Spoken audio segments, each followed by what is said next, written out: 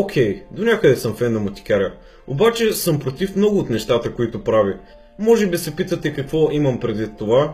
Откъде да започна? Той се бава с хора, които грам не си го заслужават. Също постоянно краде чужди видеа и ги реполдва, и това са едни от малкото грешки, които е направил и като цяло продължава да прави. По думите на хората, които стоят зад страницата, и да, правилно ме чухте, те са няколко човека, Мотикаря е кауза и една кауза не трябва да има лице.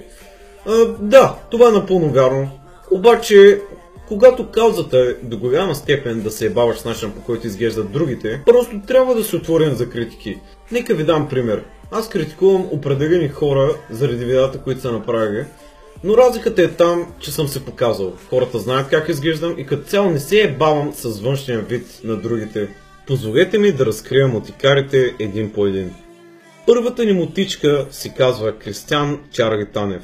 Не знам дали това е изненада за някой от вас, защото горе-долу се подразбираше. Да, той не е от хората, които са създали и може би в момента не стои зад нея, но при версия 2.0 на Мотикаря, Кристиан Чарги Танев е бил редактор на страницата и нека ви прочита правата му.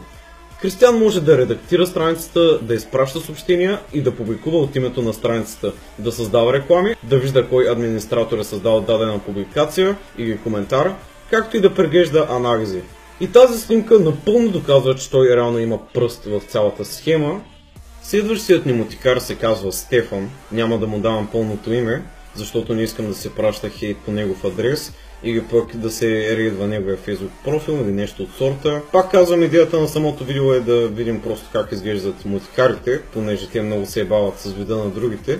И мисля, че имаме право веднъж и ние да се ебаваме. Wait for the flip. 3, 2, 1, boop.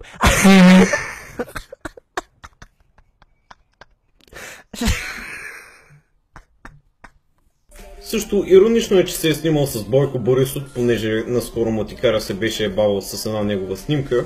Та Стефан е само редактор, също е много вероятно вече дори да няма права в страницата, но преди е имал, това е сигурно.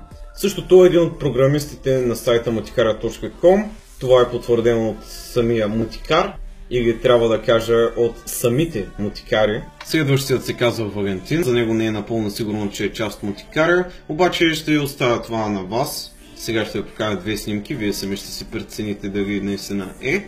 В момента виждате снимка от клипа на Кристиан Чарги Танев, в който Мотикаря участва, а сега виждате снимка на Валентин.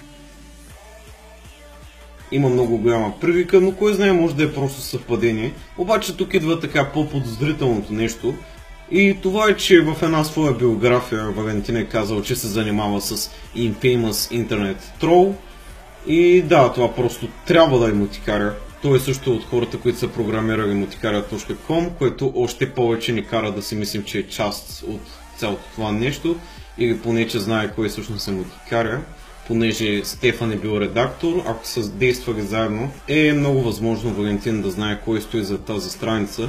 Преди да продължим с един от главните мотикари, искам да ви разкажа историята на Вълчо. Да, говорим за същия човек, който допреди седмица се покафваше сладко-сладко лайна. Та понеже Мотикаря беше използвал негови видеа без да го кредитва, Вълчо се ядоса. Оказва се, че има някакви умения с програмирането, след което той започна едно дълго проучване, което имаше за крайна цел да намери кой стои зад Мотикаря и горе-долу успя. Той разкри Валентин и Стефан. Проследи ги по биткоин адрес, оказва се, че те имат доста фалшиви профили, също имат много страници различни от Мотикаря. Веднъж докато Вълчо се е писал с Стефан, въпросният програмист просто спира да му отговаря и познайте какво, Мотикаря му звъни. Каква случайност, нали?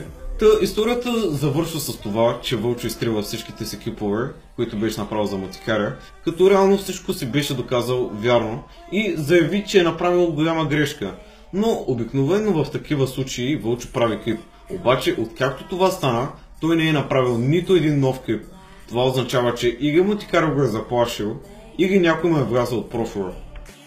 Продължаваме със следващия админ на Мотикаря, който се казва Павел. Та интересното при него е, че още е ученик, или поне доскоро е бил, не съм напълно сигурен. Изглежда като страстно момче като цяло, няма какво да кажа за него, не изтяква прекалено много информация. Всъщност самата информация излиза от бивш админ или модератор, не знам, на Мотикаря. В момента виждате снимка от хората, които са стояли зад Мотикара 2.0. Тя е дадена от вътрешен човек. Единият е Кристиан Чарли Танев, както казахме по-рано, другият е Стефан.